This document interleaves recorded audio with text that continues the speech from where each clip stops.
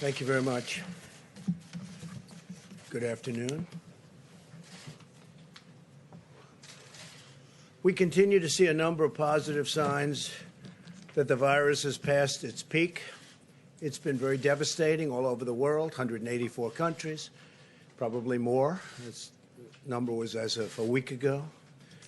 Dr. Birx will walk through some of these trends in a few moments, but they're very positive trends for winning. We're going to win. We're going to close it out.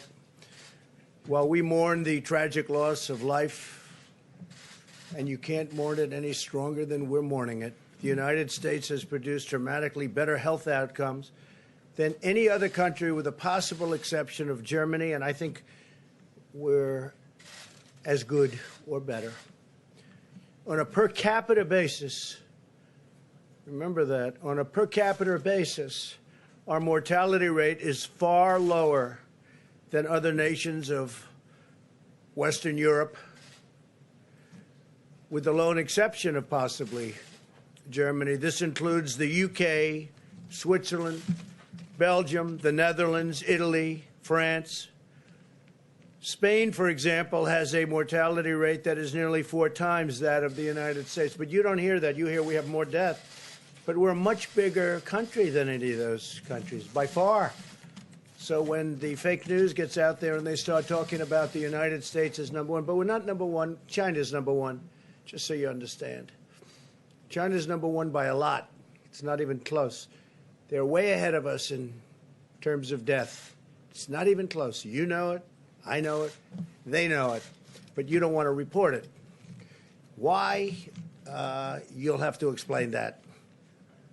Someday I'll explain it.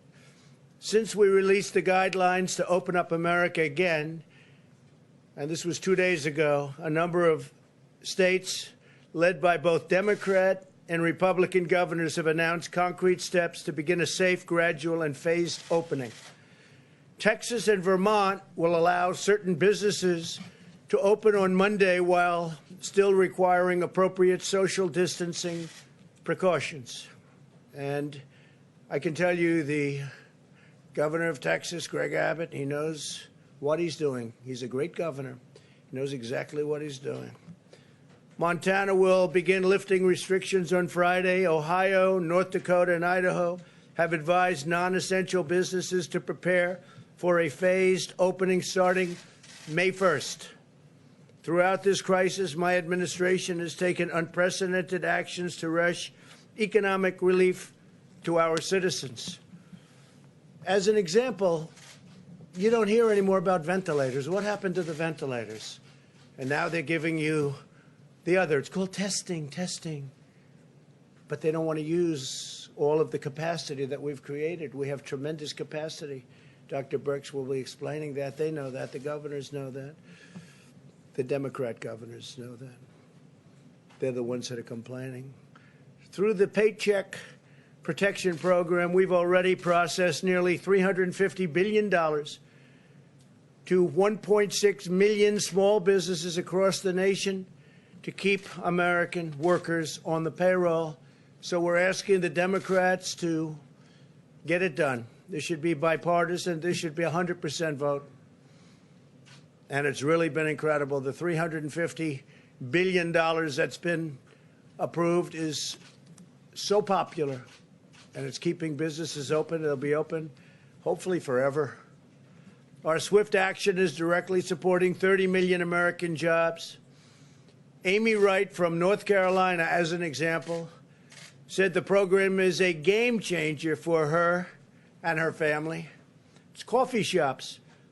And she has 120 employees, many of whom have developmental and intellectual disabilities. And now they're all staying, and they're getting paid, and she's got a dream, and it's going to take place very quickly when she opens again. So, Amy, good luck. North Carolina, great place.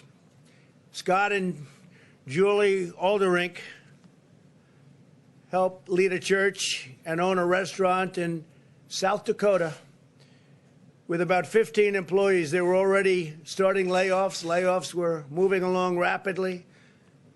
But now they've hired their employees back, and they can keep their restaurant open, and it'll be moving quickly, very quickly, as opposed to not having anybody and probably not having a place to have all of these people employed. She would have been out of business. She would have been gone. The Paycheck Protection Program funding is now fully drained. It's out. It's gone. $350 billion to small businesses. And in turn, it goes to the employees of those small businesses. Lawmakers must stop blocking these funds and replenish the program without delay. The Democrats have to come on board. I used to read that these were Democrat programs, not Republican. Seems to have switched around a lot, hasn't it, huh? Switched around a lot. The Republicans want it. I think the Democrats probably do too. But they also want other things that are unacceptable. This is about COVID.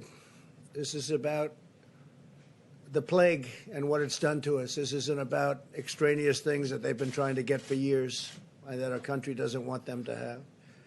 As we enter the next stage of our battle, we are continuing our relentless effort to destroy the virus. My administration is taking steps to protect high-risk communities by providing funding for 13,000 community health center sites and mobile medical stations in order to equip them with the most advanced and robust testing capabilities. These sites are incredible. What they can do is incredible. The job they do is incredible. These centers provide care to 28 million people living in medically underserved urban and rural regions, including many African American and Hispanic communities. We're taking care of them.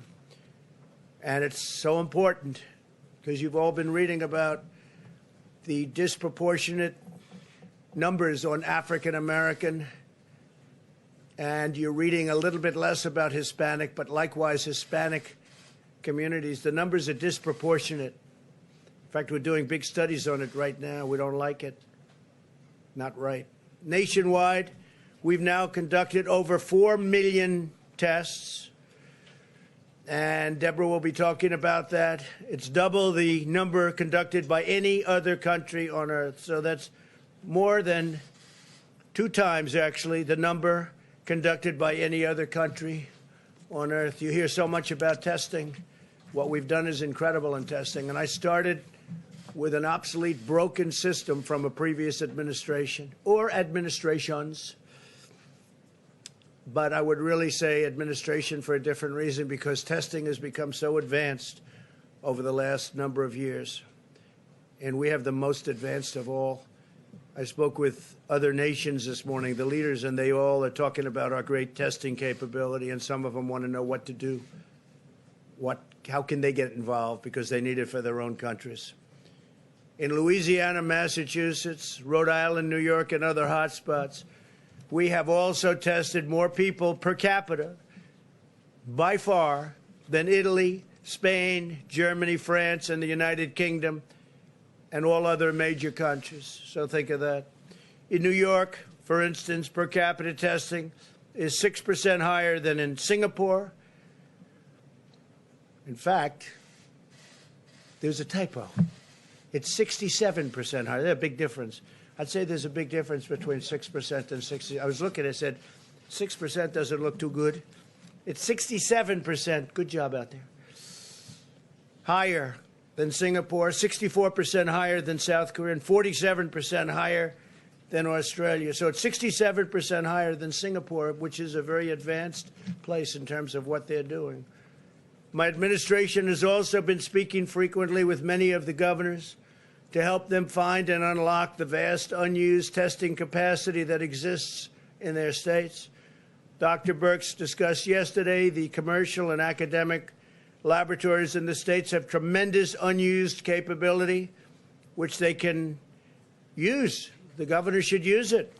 Tremendous unused capability. They're waiting for business from these governors that some of them complain. I must tell you, for the most part, we're getting along great with them, but some of them like to complain. But I still go back because the hardest thing of all, by far, by a factor of 20, is the ventilators. And now we're the king of ventilators. We have ventilators. We're going to be helping other countries very soon. We're going to be helping Mexico. I spoke with the president of Mexico. He's great, great guy. And I told him we're going to be helping him. They desperately in Mexico need ventilators. And I told him we're going to be helping him very substantially. We're in a position to do that. We're building now thousands a week. And they're coming in rapidly, and they're very, very high quality. But we're also helping governors to develop strategies to smartly deploy their testing capacity to protect vulnerable and underserved populations while getting Americans at lower risk safely back to work. So again, we have tremendous testing capacity. Now, a lot of people like the Abbott test that we came up with. Abbott is a brand new technology, brand new test. It's great. It's 5 minutes, boom, you put it in. And we're making thousands of machines. Abbott is making thousands and thousands of machines. But not everybody's going to get that one, but they're going to get others. We have numerous platforms, which we'll talk about in a minute. Unfortunately, some partisan voices are attempting to politicize the issue of testing, which they shouldn't be doing, because I inherited broken junk. Just as they did with ventilators, where we had virtually none, and the hospitals were empty. For the most part, the hospitals didn't have ventilators. We had to take care of the whole country, and we did a job, the likes of which nobody. We assembled an army of young, brilliant people. For the most part, young, a couple of older ones. But for the most part, they were young, brilliant geniuses that did a job like nobody would believe. I wish you could have seen it. Round the clock. And now the rest of the world's coming to us asking if we could help them with ventilators, because they're very complicated, very expensive. They're very hard to build. And we have them coming in by the thousands. But you don't hear that from even the governors. Nobody's complaining about ventilators. And if there was a surge, we could have ventilators to them within hours, because we have in stockpile almost 10,000 ventilators. You don't hear about hospital beds. When I first started, everyone was talking, oh, hospital beds, hospital beds. The governor of New York correctly asked me for hospital beds, and we got the Army Corps of Engineers out, and they built them. He needed them. I mean, I know he said that we were projecting. We're not projecting New York. We're listening to the governors. He wanted them. He needed them, and we gave him thousands of beds. In Javits Center, we brought the ship. Then the ship, we had it converted to a COVID-19, and that was a big deal, by the way, because of ventilation and all the things we had to do, but we did. And fortunately for him and for us, all of us, they haven't used either one very much because the numbers have gone down significantly. But it was there, and it was built, and it was beautiful. 2,900 beds. It was incredible what they did. They did it in a matter of a few days. But unfortunately, and it was very good, the relationship was very good. And I'm frankly glad they don't need them, but they were there. Louisiana, the same thing. I think the governor, Democrat, good guy. And he will, I think, tell you a story that we had more than enough. And I said, well, we're supposed to build one more. I called him. I said, you know, if we don't have to build this hospital, it was an additional anywhere from 500 to 1,000 beds. If you don't need it, would it be possible that we don't build it? Would like to build it someplace else, or not build it at all and save money, which is okay for government too. Use it someplace else. And he called me back the next day and he said, sir, we don't need it. I said, that's great that you say that. I appreciate it. And he didn't need it. But we were ready to go. We took good care of Louisiana. We took good care of Michigan. We took good care of every place. We didn't miss a trick. And we're in great shape on testing. We have different platforms. We actually have 9 different platforms, and on Monday we're going to be adding one. That'll be 9 to 10. I don't like to count on them before they're up, but we'll have anywhere from 9 to 10 platforms with a tremendous testing capability, and people can go, and especially with phase 1. Now, at the same time, just like with ventilators, we're building now the best ventilators. Just like with ventilators, our testing is getting better and better. I took the first test. The first test was not pleasant. This was not a pleasant thing. I said, you got to be kidding, to the doctor. You got to be kidding. Up your nose, and then we hang a right, and it goes down here, and then we'll wiggle it around here under your eye, and then we'll pull it out, and we'll say, I said, no, there's no way that can happen. Is that the way it goes? You sure? This was a very unpleasant test. And then I was tested a few weeks later with the new test that just came out, the Abbott, where they just touch your nose, basically, and they put it in a machine, and literally a few minutes later, they tell you if you're fine. And I was lucky in both cases, because I've seen the damage that this does to people. But we have great tests. They've really gotten better and better and better as we go along. But we have a tremendous laboratory capability all over the country. And for some reason, the governors, they're not, a lot of them are, but some of the governors like to complain and they're not using it. We have tremendous capability. We're ready for them. And as we go along, just like with the ventilators, we'll get better, more advanced, and, you know, we'll be able to do things that nobody would have even believed possible. But we started off with a broken system. We inherited a broken, terrible system. And I always say it, our cupboards were bare. We had very little in our stockpile. Now we're loaded up. And we also loaded up these hospitals. And, you know, we're talking about payment. We gave billions of dollars worth of things to hospitals. And we'll have to work that out at some point. In fact, I guess they're going to be working that out with Congress. But we loaded up hospitals. The federal government loaded up hospitals with things to take care of people that are very desperately ill. We weren't worried about payment at that time. We said, you'll take care of it at the right time. But we gave billions and billions and billions of dollars worth of medical goods and medicines and equipment to hospitals. And we'll work it out with them. But people don't like to talk about that. So we have done a job that nobody believed. This was a military and private enterprises march. We marched. And unfortunately, with the other side, because they're viewing it as an election. How did President Trump do? Oh, he did terribly. Let's see. He did, he did terribly. Oh, but we just got him the ventilators that they didn't have that they should have had. We just got them hospital beds by the thousands. We just got them testing that they don't even know how to use. In some cases, they have machines that they're only using 5% and 10% of the machine because they have an advanced machine and they don't know how to use it. It can do much more. So we've had people explain how to use it. So I don't know. I don't think I'd do that on the other side. I really don't. I think that here we have a crisis and we have to work together, and I hope we're going to work together. But we're moving along, and we're moving along well. We're moving along well. This should not be a partisan witch hunt, you know, like the Russia witch hunt that turned out to be a total phony deal. Unfortunately, some of these voices, though, are attempting to bring this into politics, and whether it's testing or ventilators or hospital beds or other dimensions of our sweeping public health response, we have had a sweeping response. And speaking to the leaders of other countries this morning, they said, this is incredible the way you've done this so quickly. You know, we're only talking about a few weeks since everybody knew this was such a big problem. And the rest of the world is watching, and they respect what we've done, because I don't think anybody else, I know nobody else could have done what we've done. And we started with garbage. As our expert said yesterday, America's testing capability and capacity is fully sufficient to begin opening up the country totally.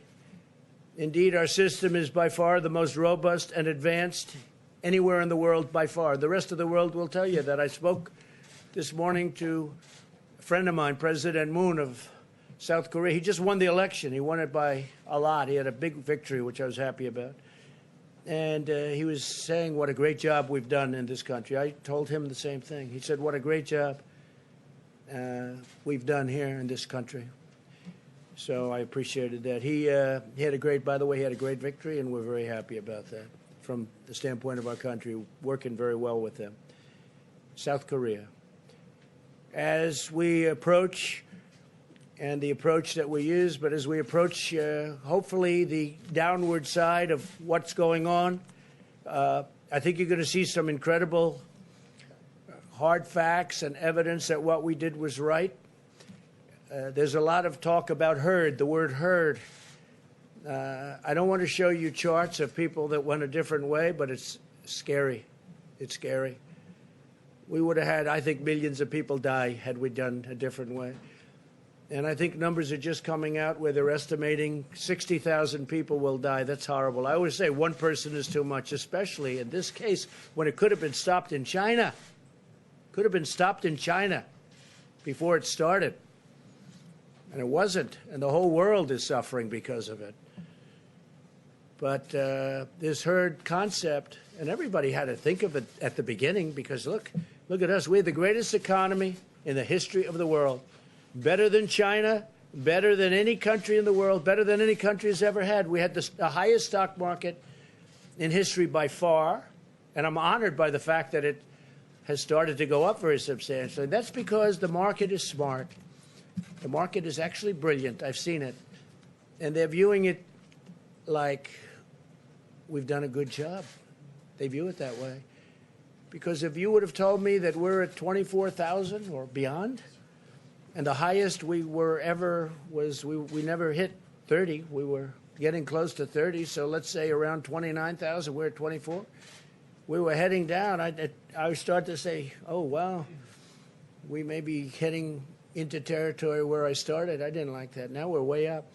But if you would have said to me, with what we've gone through, not caused by our country or our people or not caused by certainly anybody within our country, but if you would have said that after going through this horrible plague, that we'd have a stock market that's much, much higher than when I started, much higher than where I started. And I think I think we have tremendous momentum. I mean, we have a big election coming up, but I think we have tremendous momentum. First, we get rid of the plague. And because of what we're doing with the PPP, what we're doing with the paycheck, as we call it, I think we have a chance to have these companies get back to action quickly. But our approach to testing is based on facts, data, and very hard evidence, not partisan agendas or coordinated political talking points. Mike Pence, who's a phenomenal guy, is making the commencement address right now at the Air Force Academy, where they're being very politically correct. Everyone's standing not 6 feet, but 10 feet apart, okay? And it's very different. I made that speech last year. I'm going to West Point. I think they're changing the date to June 13th because of what's going on in New York. They're moving it to June 13th, West Point. So I'm doing that commencement speech, and they're going to have, sad, but it's a big start. They're going to have the cadets. They may not have the parents, but they're going to have the cadets. The parents are so proud of them. I know at the Air Force Academy, where Mike is speaking right now, they don't have the parents. They have the cadets. They're very, very widespread. And you talk about social distancing. I mean, they are really spread. I looked at it. They're using 10 feet. So he's doing that. But they're having it. It's very important to have it. And that's a great thing. That's a great thing. That's a big start. So he's there right now. And I will tell you, he's a gentleman, Mike Pence, a real gentleman.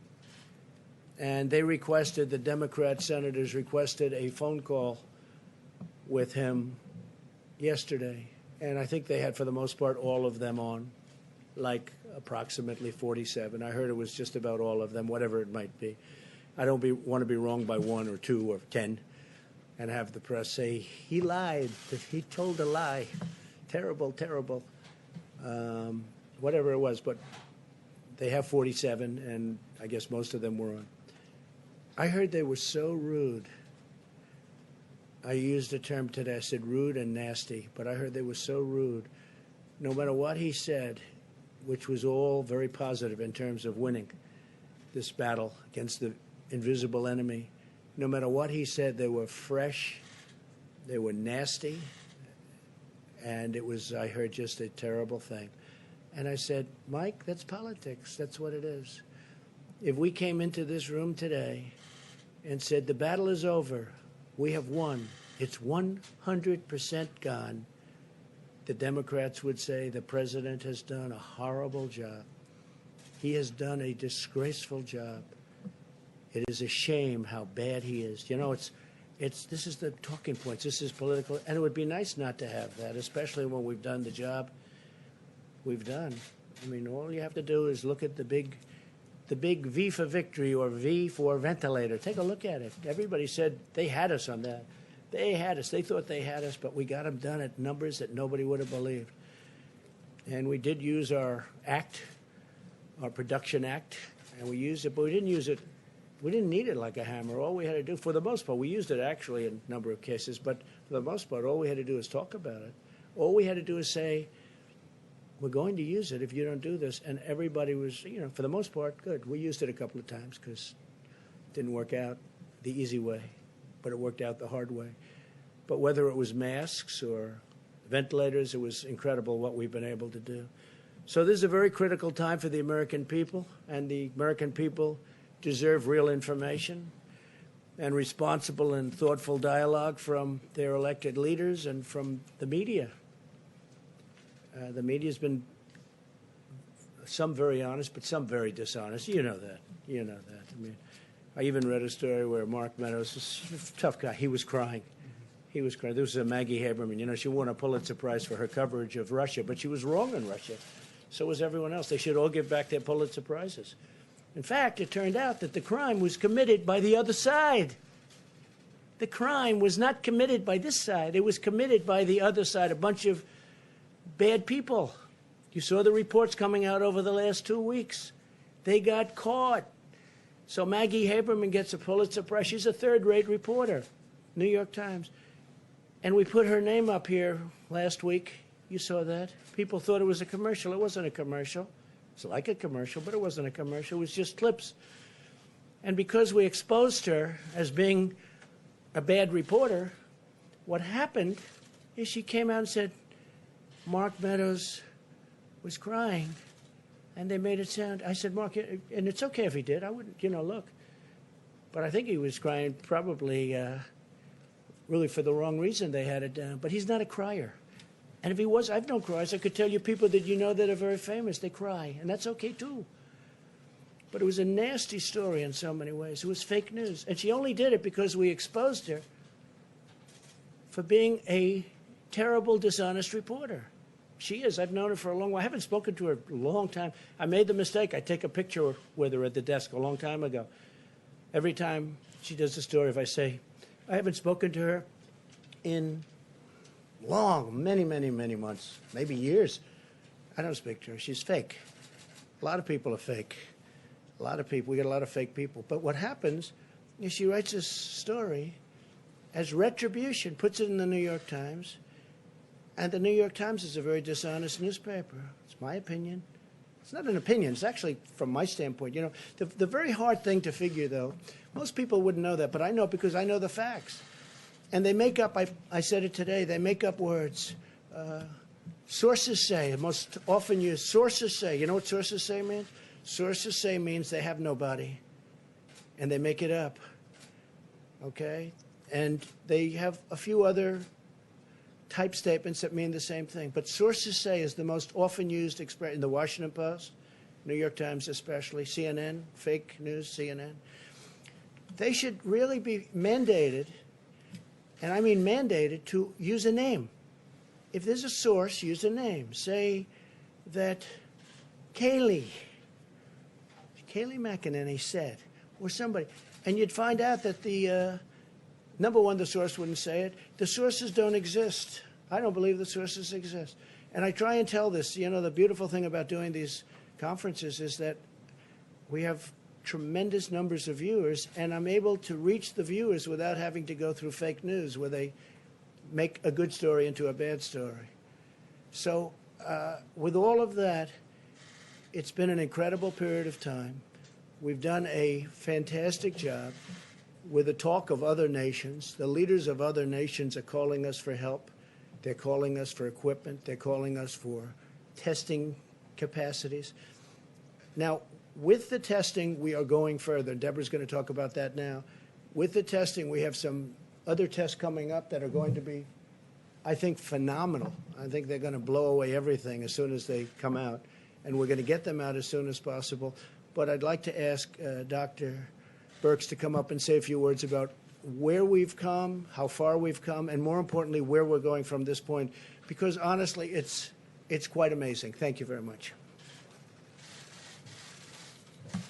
Thank you, Mr. President. If we could have the first slide. I wanted to give you an update on where we are as states and as counties and as cities. I know you all are watching carefully. The numbers have shifted over the last few days. What happens when when states change the reporting from confirmed to probable, so now all probable cases are included, they had to add them back in. Even though the cases may have been from March, they were added over 14th, 15th, and 16th of April, and states may continue to be adding them. Eventually, we're hoping that those get accounted for on the day when the presumptive cases or the probable cases were counted, but right now they're added in one fell swoop. So this is New York and New Jersey, and I think we all know how difficult and what a difficult time both New York and New Jersey have had. I call your attention to the axis. It goes up to 250,000 cases, so you can get a frame of how we're talking about some of the other metro areas. Next slide. These are the 25 metro areas, the top 25 metro areas, and you can only see the New York metro area in this slide. Again, the axis goes up to about 300,000. It includes the New Jersey part of the metro area as well as part of southern Connecticut. Next slide.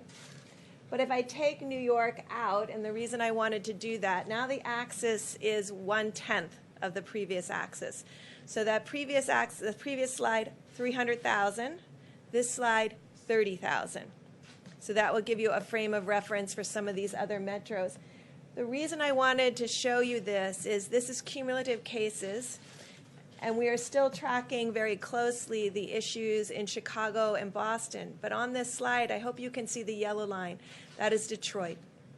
And Detroit and this mayor of Detroit has really done an extraordinary job, and the people of Detroit have done an extraordinary job with their social distancing. The other line I want to call your attention to is the line here. This is New Orleans. And I think, frankly, I was concerned about New Orleans because they had a lot of pre-existing comorbidities. They have 2 or 3 major hospitals, but cover a very large area of geographic area. And that other blue line that you can see that's down right here, that's the Seattle line. And you can see that their response, because of the nursing home alert, they were one of the first states and the first metro areas to really move to social distancing. And so they've really never had a peak like many of the other metros. Next slide. And then I just want to take you through some of these new case graphics. That was cumulative cases. This is daily cases. And obviously there's a lot of variability in reporting, but you get a sense over time when you look at daily cases. So New Orleans is on panel on your left and Baton Rouge on your right. But you can see clearly New Orleans about a month ago, very low levels, probably less than 50 cases, large peak and spike around the beginning of April, and they have come down. And they have down to very few cases. Again, I showed you before how both their syndromic cases have come down as well as their actual number of cases. Next slide. This is Seattle. So you can see they had a much lower peak. And this is when we talk about flattening the curve. This is what flattening the curve looks like. It becomes a longer, slower decline, but it never gets very high and then goes back down. Next slide. And then this is Detroit. And we always look at the metros as a consolidated. So this is both Wayne, and Oakland in Michigan. And we really want to thank the mayor for the incredible job that they have done to really ensure that everyone is receiving the adequate health care and testing. And they've done quite a good job with testing in Michigan. But all of these states, Louisiana and New York, have tested 30,000 per million inhabitants. Those are some of our highest numbers across the board. And next slide. And so the president talked about the case fatality rates, and we've lost a lot of Americans to this disease, and we pray and hope for each one of them that are in the hospitals and the excellent care. What this graph illustrates is the amazing work of the American people to really adhere to social distancing. This was nothing we had ever attempted to do as a nation, and the world hadn't attempted to do. But they were able to decrease the number of cases so that in general, most of the metro areas never had an issue of complete crisis care of all of their hospitals in a region. And so you can see our case fatality rate is about half to a third of many of the other countries. Excuse me, does anybody really believe this number? Does anybody really believe this number? I put China on there so you could see how basically unrealistic this could be. When highly developed healthcare delivery systems of the United Kingdom and France and Belgium and Italy and Spain with extraordinary doctors and nurses and equipment have case fatality rates in the 20s up to 45, and Belgium is extraordinarily competent healthcare delivery system, and then China at 0.33. You realize that these numbers, and this includes the doubled number out of Wuhan. And so I want it really to put it in perspective, but I wanted you also to see how great the care has been for every American that has been hospitalized, and the extraordinary work of our doctors and nurses and our laboratorians on the front line who have been doing an excellent job. Next slide. And then we also wanted to show... Also the number for Iran. Does anybody really believe that number? You see what's going on over there. Does anybody, you put that slide back if you would. Does anybody believe this number? Does anybody believe this number? You saw more and this is why bags on television than that. This is why the reporting is so important. And I think you remember almost 6 weeks ago, maybe a month ago, I was telling you what Italy was showing to us and what France was telling to us and the warnings that they gave to us and said, be very careful. There's an extraordinary high mortality among people with pre-existing conditions. And we used their information to bring that to the American people. That alert before we even had significant cases, came from our European colleagues on the front line. And that's why we keep coming back to how important in a pandemic and a new disease, it's really critical to have that level of transparency because it changes how we work as a nation. It allowed us on over March 15th to make an alert out there about vulnerable individuals and the need to protect them. And my call out to millennials to really protect their parents, protect their grandparents, and get that information out to everyone, that there were pre-existing conditions that put people at greater risk. That information came from our European colleagues who were in the midst of their battle themselves. And so there is never an excuse to not share information. When you are the first country to have an outbreak, you really have a moral obligation to the world to not only talk about it, but provide that information that's critical to the rest of the world to really respond to this credibly. And I really want to thank our European colleagues who worked so hard to get us that information, even in the midst of their own tragedies. And I think that really shows how important transparency is. And we go to the next slide. We can show you this really encouraging and great news.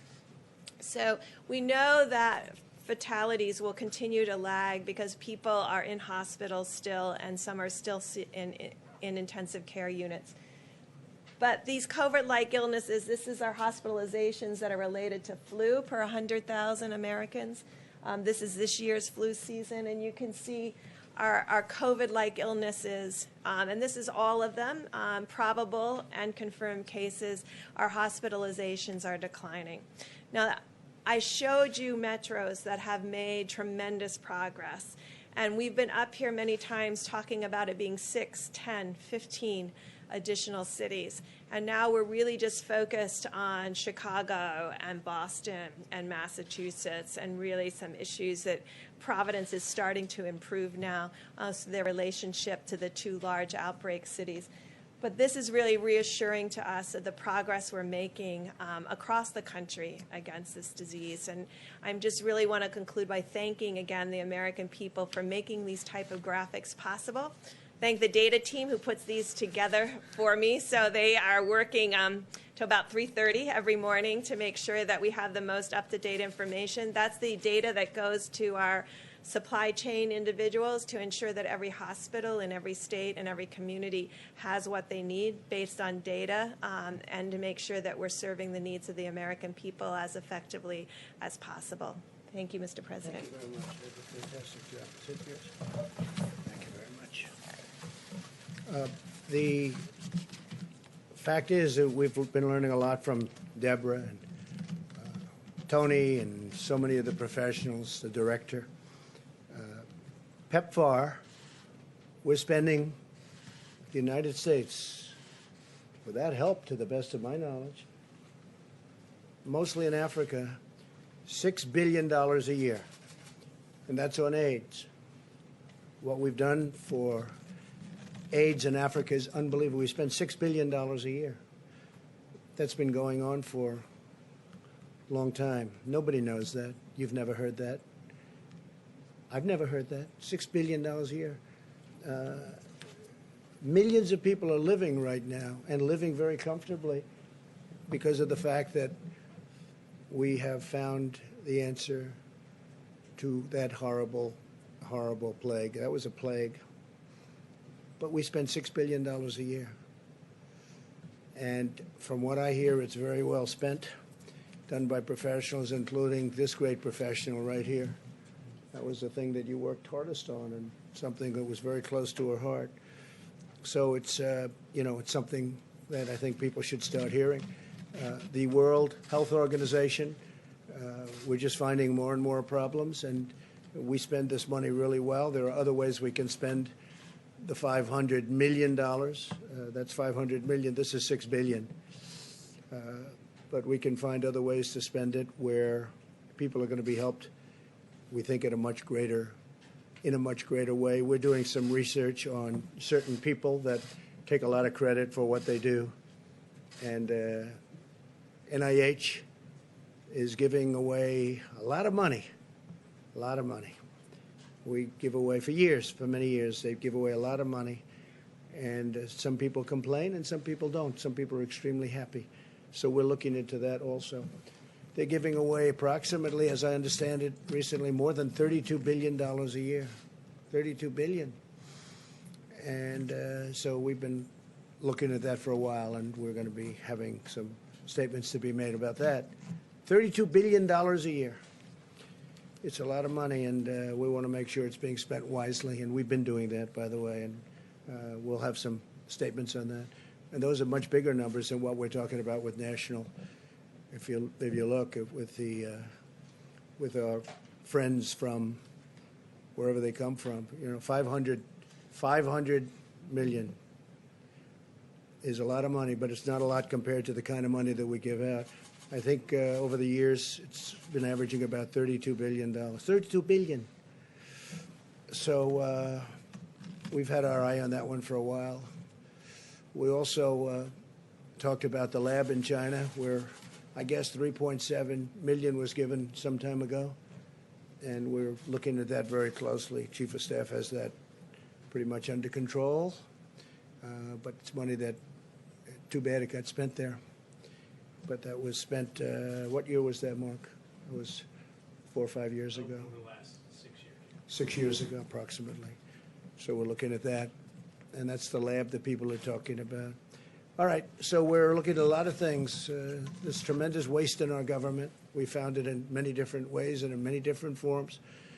And this is one of them. This is one of them. We can spend, I was talking to Dr. Birx, we can spend $500 million, using all of it in a much more efficient manner if we choose to do that. and it'll be to the good of many more people than are getting it right now.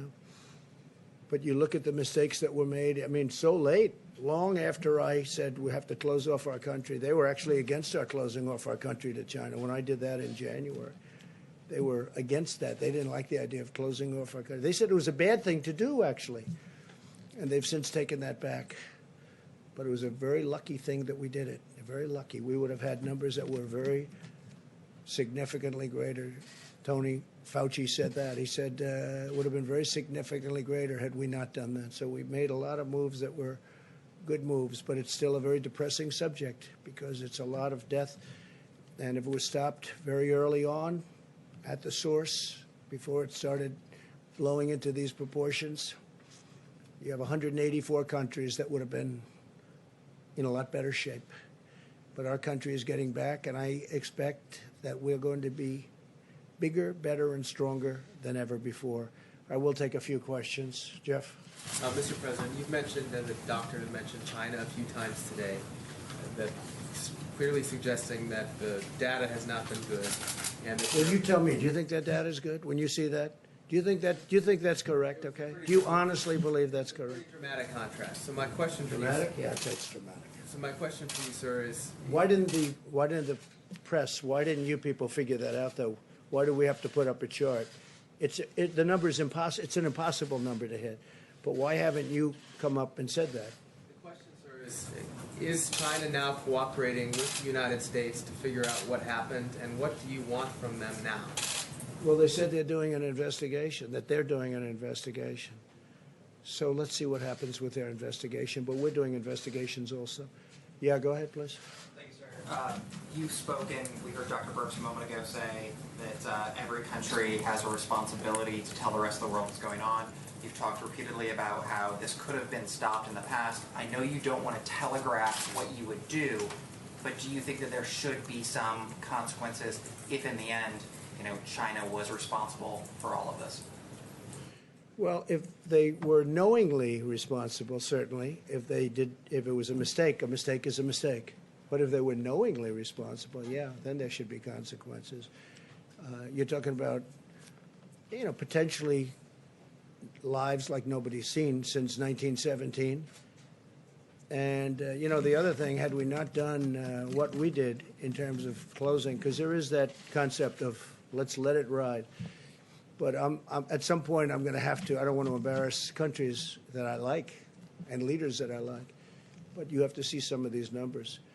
In my opinion, so we're talking about maybe 60,000 or so. That's a lot of people. But that's 100,000 was the minimum we thought that we could get to. And we will be lower than that number, anywhere from 100 to 220,000 people. But I really believe it could have been billions of people had we not done what we did. We made a lot of good decisions, but one of those things. Go ahead. Have you ruled out that this was an unknowing situation? Have you ruled I haven't out that ruled there was out knowing? anything. I want to Okay. look at the facts as they come in. No, I want to look at the facts, please. Thank you, sir. Thank you very much, Mr. President. Yeah.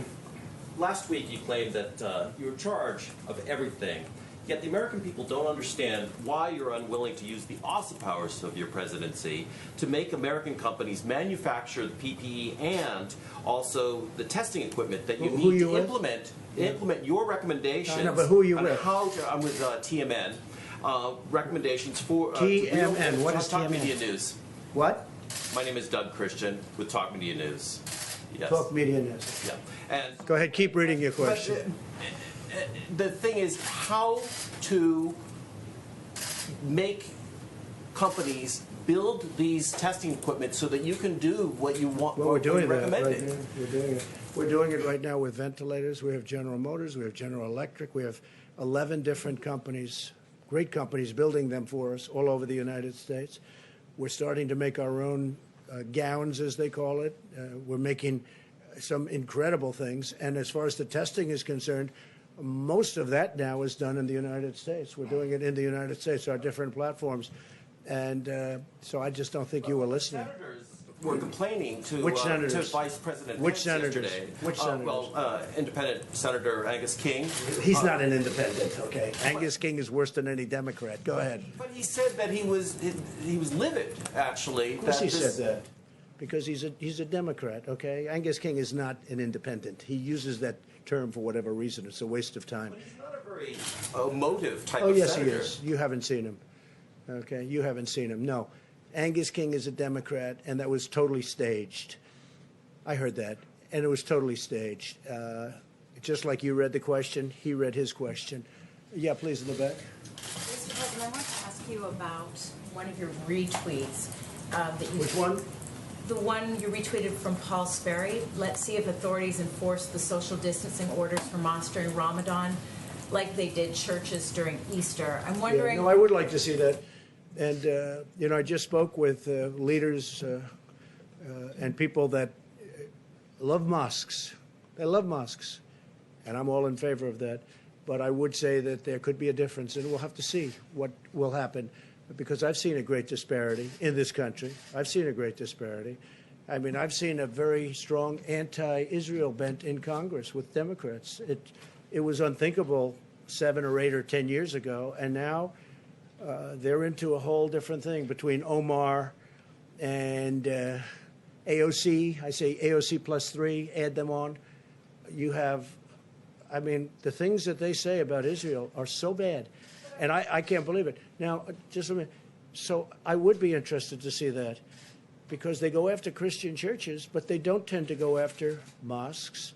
And I don't want them to go after mosques, but I do want to see what their bent is. Yes, please, in the back. Mr. President, that in fact, Go ahead, that you're please. suggesting that imams wouldn't follow social No, distancing? I think that I just had a call with imams. I just had a call with ministers, rabbis. We had a tremendous call with the faith leaders. No, I don't think that at all.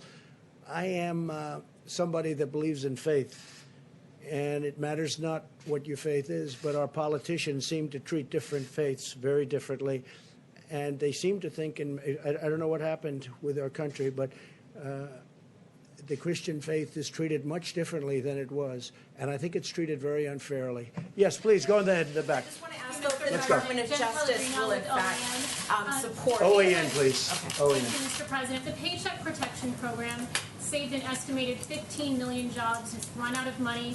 The Democrats, specifically Nancy Pelosi, have been blocking that funding. Yeah. Do you know why Speaker Pelosi is dragging her feet on that? Well, she thinks it's politics. I don't think it's good politics. Nancy Pelosi's been blocking it. Schumer's been blocking it. And I think they think it's good politics. I don't think it's good politics. I think it's bad politics, but I don't care about the politics. It's so great for our country because we're going to have all of these companies that are, you know, it's a bigger employer. Let's say it's the same, but essentially it's the same power, all of these small businesses added together as the big companies. It's about 50-50.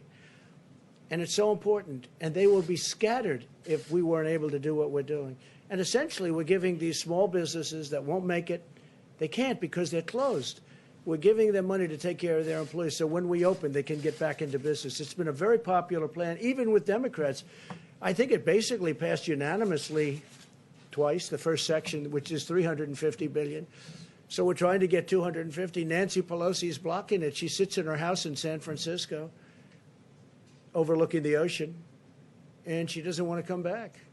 She doesn't want to come back. She doesn't want to come back to D.C. She's got to get back and get this thing approved. It's very important.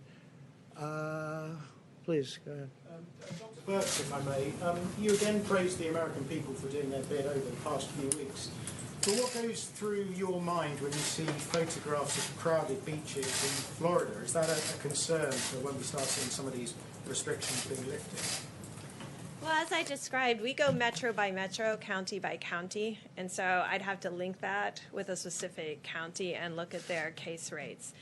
I believe the governor and the public health system that Florida has, they have some of the best county public health individuals I have ever had to deal with. They are amazing because I had to work with them under HIV/AIDS. So if the county health directors believe that that's appropriate for their county, then I'm not going to second judge an individual's approach to this because I can't see into every single county and load the low rates. I can just see there's no cases. So I don't know if that's a county with very small cases or not, but I think their county health official would know.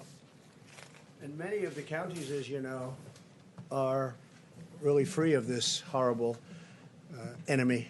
So we're opening up. You'll be seeing a lot of this country start to open up fairly quickly. Yes, please. Thank you, Mr. President.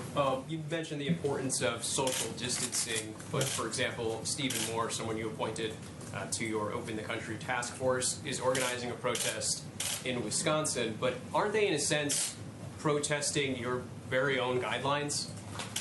Well, we have a flexibility. I didn't see what Stephen said. I can tell you he's a very good economist. He's been calling shots right. He said we need to be the Rosa Parks of government injustices. Well, there is a lot of injustice. When you look at Virginia, where they want to take your guns away, they want to violate your Second Amendment. When you look at, look, I'm getting along very nicely with the governor of Michigan, but she has things, don't buy paint, don't buy roses, she's got all these crazy things. I really believe somebody sitting in their boat in a lake should be okay. They shouldn't arrest people. Some of them are being unreasonable. I really believe that. They're being unreasonable. But I think Virginia is a great case, though, because they're using this. They're trying to take your guns away in Virginia. And if people in Virginia aren't careful, that's what's going to happen to them. So, yeah, I could see where he's coming from. I think it's a strong statement, because hopefully this will be over very soon for all of us. But some have gotten carried away. They have absolutely gotten carried away. Some of these protesters are protesting your social distancing guidelines? I don't know. I notice there are a lot of protests out there. And I just think that some of the governors have gotten carried away. You have a lot of people that don't have to be told to do what they're doing. They've been really doing everything we've asked them. We have a few states where, frankly, I spoke to the governors, and I could have gotten them to do, if I wanted to do what would have been perhaps politically correct. But they've been doing incredibly anyway. And as one of them said, everybody's doing exactly the same. In fact, our record is better than states where they're under a mandate or, where they've agreed to do certain things. Now, we have some great states out there. We have incredible people in our country. And for the most part, it's a strong statement, but I understand where he's coming from. And I think one of the greats would be one of the really important places that people really have to start looking at is what's going on in Virginia, because that's a mess with really a governor that's under siege anyway. Yeah, please. No, with the beautiful head of white hair. Go ahead. I'll tell you if I like his hair in about a minute after he asks the question. With the Wall Street Journal. On that point, though, does the tweeting about, in the case of Virginia, linking the Second Amendment to some of these issues about lifting some of these restrictions in these states, not potentially pose a concern for the governors and civil unrest and potentially in other cases? And I have a second question, too. Well, I think just for that question, I think that's an easy one. That's not even politics. We're entitled to a Second Amendment, and he's trying to take the Second Amendment, meaning that state is trying to take the Democrats in that state. The Republicans are fighting it. They're trying to take that Second Amendment right, that Second Amendment right away. To me, that's liberty. That's when I say liberate Virginia, I would say liberate Virginia when that kind of thing happens. And where does it all stop? So I think it's a very good analogy. Go ahead. Sure. Is this the right time to kind of bring in a Second Amendment issue? I think when they talk about taking your guns away, and if you notice, at the beginning of this pandemic, there were more guns sold, I think, than at almost any time in history. So it's obviously a big issue. And then you have them working and signing documents trying to take your Second Amendment away, essentially. So I do think it's an appropriate time to bring it up. Go ahead, second. This past week, after kind of an extraordinary slew of events from adversaries, North Korea, Russia, China, and Iran, all kind of pushing back on U.S. policy or toying with U.S. military forces, what's your message for some of these countries who may be trying to take advantage? I don't see it. No, I don't see it. We had a very good relationship with Russia. We worked on the oil deal together. I was with by telephone, King of Saudi Arabia and the President of Russia, Vladimir Putin. We worked out a deal on oil. That was a very important deal to them and to us and to Saudi Arabia. It was in a deadlock. You know it. You covered it very well. Actually, Wall Street Journal covered that very well. I worked with Putin and with the king on that. And President Putin was a total gentleman, and it was very important to get that done. And the king was great. And we actually had to bring in Mexico because Mexico was a lone holdout, and they showed great flexibility. You know the story. No, I think we're doing fine. Yeah, sure. It's North Korea. I see they're testing short-range missiles, and been doing it a long time. I received a nice note from him recently. It was a nice note. I think we're doing fine. Look, if I wasn't elected, you would right now be at war with North Korea. Okay, I'll tell you for your people that don't understand the world and they don't understand how life works. If I wasn't elected, you would right now. Maybe the war would be over. Hopefully with a victory. But if you remember when I first came in, we didn't have ammunition. Not a good way to fight a war. President Obama left us no ammunition, okay? And he left us virtually no medical and ventilators. He left us, the cupboard was dry, right? The cupboard was dry. No, I think right now you'd be at war, essentially, in some form. Be over, it would be raging with North Korea if I weren't president. And we're doing just fine with North Korea, just fine. Let's see how it all ends up. In the meantime, they said, oh, Trump's given up. And then they said, oh, really, what's he given up? And they said, I don't know. Then they said, he met. Oh, I met. No, I have a good relationship with Kim Jong-un. That's not a bad thing to have a good relationship. Obama wanted a relationship. He wouldn't meet with Obama. Wouldn't meet with him. Okay, I have a good relationship with him. We met at the line. I stepped over the line the first time anything like that's ever. It's all good. It's good. But when they say, the stupid people, I call them stupid people, or the haters, they say, Trump's given up so much. Really? I've actually increased the sanctions. China's been very good on the border. In fact, right now, the border is stone cold closed between China and North Korea. Our relationship with China was good until they did this. Once we found out about this, look, we just made a trade deal where China's going to have to buy $250 billion a year in our product, $50 billion from the farmers, $40 to $50 billion from the farmers. The relationship was good when we were signing that, but then all of a sudden you hear about this. So it's a big difference. The question was asked, would you be angry at China? Well, the answer might very well be a very resounding yes, but it depends. Was it a mistake that got out of control, or was it done deliberately? Okay, there's a big difference between those two. In either event, they should have let us go in. We asked to go in very early, and they didn't want us in. I think they were embarrassed. I think they knew it was something bad, and I think they were embarrassed. But, no, I think we're doing very well. Well, so you said Russia, you said China, you said North Korea. Iran. When I came in, Iran was a terror. We had 82 points of fighting. We had 18 points of major confliction. The first week, I said, tell me about Iran.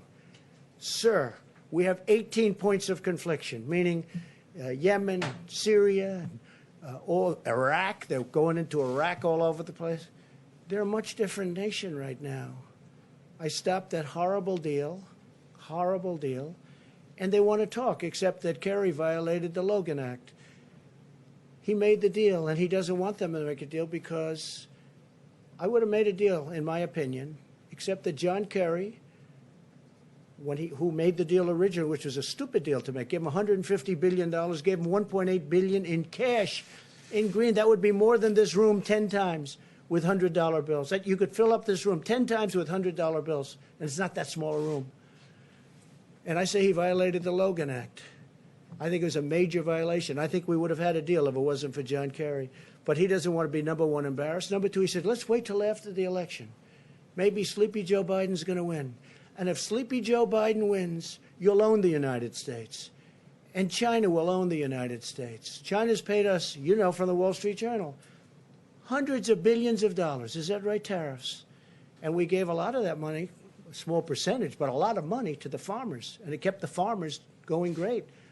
Right? But we're getting tens of billions of dollars in tariffs.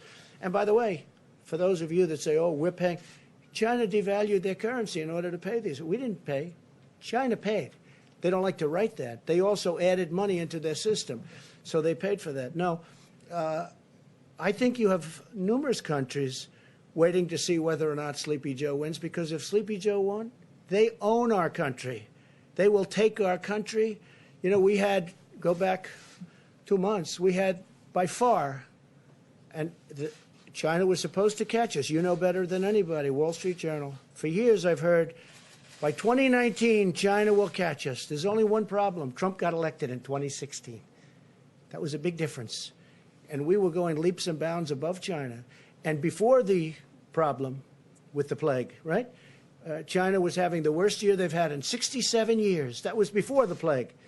Now they're getting really hurt, and so is everybody getting hurt. I don't want them to get hurt, but they're all getting hurt. Everybody's getting hurt. It's a horrible thing that's happened. But we had the greatest economy in the world by far. China isn't even close. Go back 2 months. And we're going to keep it that way. But when you mention Iran, Iran is a much different country than it was. When I first came in, Iran was going to take over the entire Middle East. Right now, they just want to survive. They're having protests every week. They're loaded up with the plague, which I don't want. I've offered to help them if they want. If they need ventilators, which they do, I would send them ventilators. We have thousands of excess ventilators coming in. And here, we have a stockpile of ventilators, and we're starting to send them so that hospitals can fill up their stockpile, which they should have. New York had a chance to get 16,000 ventilators, and they chose not to do it, and I understand that. It's a hard decision for a thing that may or may not happen. I fully understand that. I'm not even complaining about that. I'm only saying this. Iran was a terror when I came into office. Right now, they don't want to mess around with us. They don't want to mess around with us. Two things. North Korea, same sanctions we've always had, except more. We haven't given anything. I think you'll hopefully take that back to the Wall Street Journal because they really don't understand it. They really don't. And with Iran, I mean, that's a different country right now. And they want to make a deal. The only reason they don't, they're being shamed in because the guy that gave them the sweetheart didn't want to met with them many times. He should have never met with them. And in my opinion, he's telling them, don't wait. Maybe Trump will lose, and then you can negotiate with a patsy, with a weak guy, and you'll take over between you and Russia. Nobody's been tougher on Putin. He knows it better than anybody. Nobody's been tougher on Putin than me. Look at the sanctions. Look at what I did with their pipeline going into Europe. Nobody even knew about it. I exposed it. Now everybody talks about it. I think it's a terrible thing for Germany to do. But at the same time, I have a very good relationship with Putin, and I was able to make a deal with Russia and Saudi Arabia and OPEC Plus. They call it OPEC Plus. That's going to save us, Texas, North Dakota, Oklahoma, other states, energy states, going to save us hundreds of thousands of jobs. And in fact, your paper wrote an incredible editorial for a change that Trump made a great deal for our country. That was a nice thing. I was shocked to see it coming out of the Wall Street Journal. Thank you all very much. We'll see you tomorrow. Thank you. Thank you very much. How many asymptomatic people have been tested? Is it possible to get that number from you guys?